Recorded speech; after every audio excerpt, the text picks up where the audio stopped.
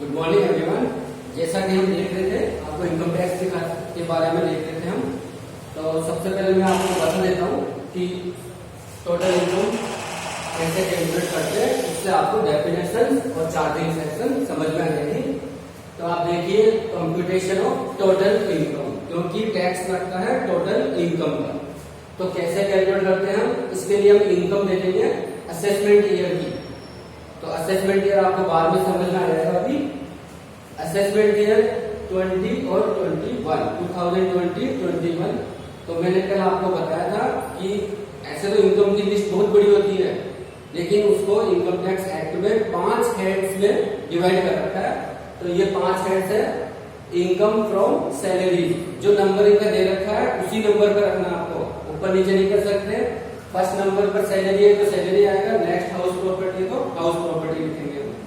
तो income from salary, next है income from house property, profits and gains from business profession, and next capital gains और income from other sources. जो इन 4 heads में income नहीं आती है उसको हम लास्ट वाले हेड्स में लिखते हैं income from other sources. In 5 heads की इनकम हम ऐड कर लेंगे और उसके बाद डीम्ड इनकम को ऐड कर देंगे और लॉसेस को हम जो सेट ऑफ करेंगे उनको लेस कर देंगे। इसको हम बोलते हैं ग्रॉस टोटल इनकम। अभी आपको समझ में आ जाएगा ये। ग्रॉस टोटल इनकम में से हम लेस करते हैं डिडक्शंस अंडर सेक्शन 80C से लेकर 80U तक। तो ये आपकी हो जाती है, इसको बोलते हैं हम टोटल इनकम। 5 हेड्स हमने ऐड कर दिए और ये एडजस्टमेंट कर दिया, तो ग्रॉस टोटल इनकम आ गई।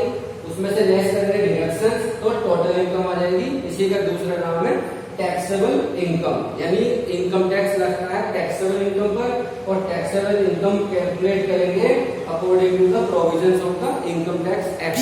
तो हम देखते हैं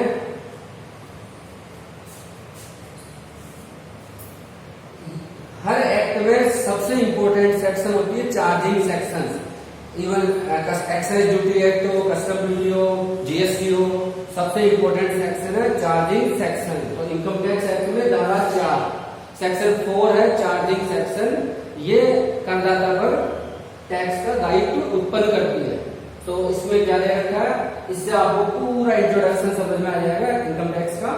तो हम देख रहे हैं प्रीवियस ईयर की इनकम पर कर लगाया जाता है, यानी जो टैक्स लगता है वो प्रीवियस ईयर की इनकम पर लगता है। तो सबसे पहले हम समझते हैं प्रीवियस ईयर क्या होता है। तो आप अकाउंटिंग पढ़कर आए हैं, उसमें लिखा हुआ फाइनेंशियल ईयर। अकाउंटिंग में आप बैलेंस शीट बनाते हैं तो फाइनेंशियल ईयर होता है 1 अप्रैल से शुरू होता है और 31 मार्च को एंड हो जाएगा। It means start from the 1 अप्रैल से लेकर 31 मार्च तक। तो ये 12 मंथ्स की होगी आपका फाइनेंशियल ईयर। इसी ईयर को हम बोलते हैं इनकम टैक्स में प्रीवियस ईयर, क्योंकि इनकम टैक्स लगता है प्रीवियस ईयर की इनकम पर, और फाइनेंशियल ईयर को ही बोलते हैं हम प्रीवियस ईयर। इस फाइनेंशियल ईयर में जो इनकम होगी उस पर टैक्स लगाएंगे। तो फाइनेंशियल ईयर को ही बोलते हैं हम प्रीवियस ईयर। इसकी डेफिनेशन सेक्शन 3 में दे रखी है कि 12 मंथ्स की ऐसी अवधि जिस पर हम टैक्स लगाएंगे। ये देखिए प्रीवियस ईयर की इनकम पर कर लगाया जाता है, यानी हम पढ़ रहे हैं इनकम टैक्स और टैक्स लगता है इनकम पर। तो हम इनकम के बारे में समझते हैं इनकम क्या होती है। सेक्शन 224 किसी भी एक्ट को आप देखिए, सभी की डेफिनेशन सेक्शन 2 में ही होती है। तो इनकम टैक्स एक्ट में भी सेक्शन 2 में है, बस हम देखेंगे सेक्शन 224, 231, 27 ऐसा होता है। तो इनकम को इनकम टैक्स एक्ट में बताया रखा है सेक्शन 224। पर ध्यान रखें कि इनकम टैक्स एक्ट में इनकम की डेफिनेशन नहीं दे रखी है, यानी इनकम को परिभाषित एक्ट में नहीं कर रखा है। केवल इनकम की लिस्ट दे रखी है कि इन इनकम को हम इनकम टैक्स के पर्पज से इनकम मानते हैं। मतलब इनकम्स की लिस्ट दे रखी है, डेफिनेशन नहीं दे रखी। तो इनकम जैसा कि आप जानते हैं सैलरी से भी हो सकती है, मकान किराया भी दे सकते हैं, हम किसी मकान को बेचते हैं उससे प्रॉफिट होता है। ऐसे बहुत बड़ी लिस्ट है उसमें, जिसमें दे रखा है परक्यूसिट्स और बिजनेस से जो प्रॉफिट हो रहा है वो सब इनकम की लिस्ट सेक्शन 224 में इनकम में दे रखी है। तो फर्स्ट लाइन हम वापस समझते हैं, प्रीवियस ईयर की इनकम, यानी इनकम कौन सी लेंगे हम, प्रीवियस ईयर की, जिसको भी मैंने बताया फाइनेंशियल ईयर ही आपका प्रीवियस ईयर है।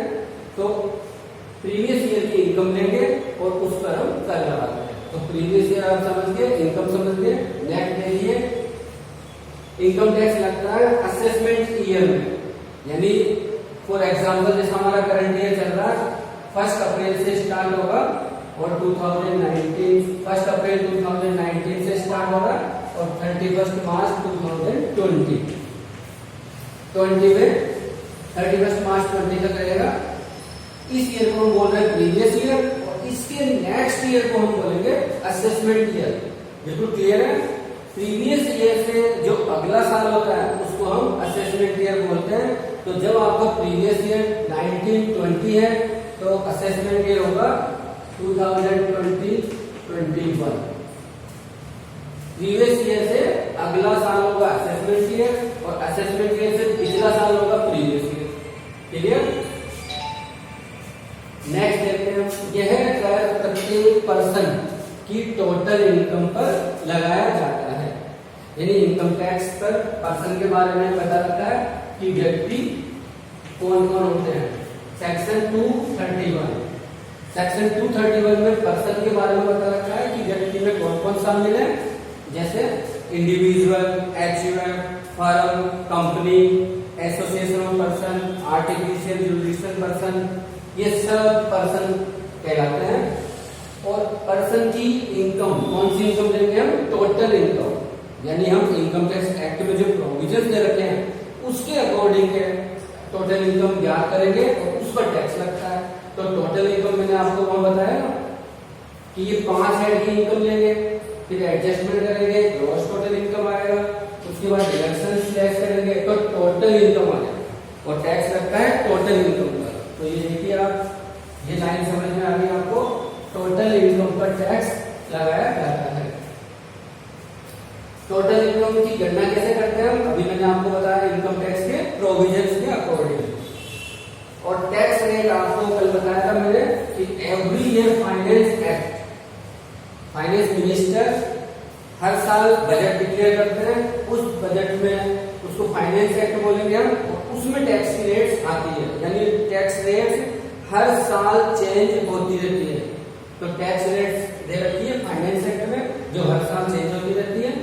तो हम देख रहे हैं, देखिए आप, प्रीवियस ईयर यानी इनकम कौन सी लेंगे हम, प्रीवियस ईयर की लेंगे और टैक्स लगता है नेक्स्ट ईयर असेसमेंट ईयर में, और टैक्स लगता है टोटल इनकम पर और रेट्स दे रखी है फाइनेंस एक्ट में।